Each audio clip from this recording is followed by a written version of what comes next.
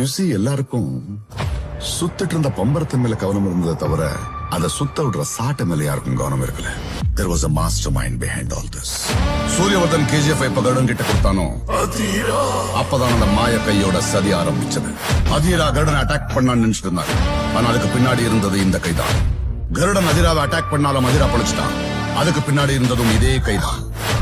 Rakhi KGF கண்ட்ரோல்ல எடுத்துக்கிட்டான்னு அதிராவை வர வச்சதும் அதிராவுக்கு 3வது மைனை காட்டினதும் இதே கை.